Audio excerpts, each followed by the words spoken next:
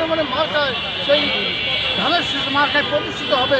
প্রতিষ্ঠার মাধ্যমে এখানে তারেক জিয়া নিশ্চয়ই আগামী দিনে ক্ষমতায় আসবেন এবং তার নেতৃত্বে সারা বাংলাদেশে জনগণ যে আশা আস্বায়ন করছে তা বাস্তবায়ন হবে। আমরা সন্ত্রাসমুক্ত দেশ চাই, দেশকে থেকে আমরা সকল সন্ত্রাসমুক্ত করে দিয়ে এবং সকলকে কাছে নিয়ে একত্র কাজ করবো, এই পত্রিকা ব্যক্ত করে ধন্যবাদ জানাই। ধন্যবাদ। আপনি কেউ আছে, আপনি বলেন ফ্যামিলি কার্ড সম্পর্কে কিছু বলেন।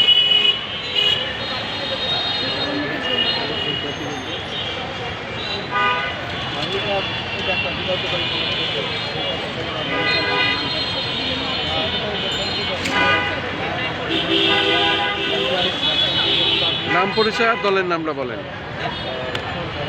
আমি বীর মুক্তিযোদ্ধা খন্দকার লুৎফর রহমান, প্রধান সমন্বয়ক জাতীয়তাবাদী সমমনা জোট, সভাপতি জাতীয় গণতান্ত্রিক পার্টি। ধন্যবাদ।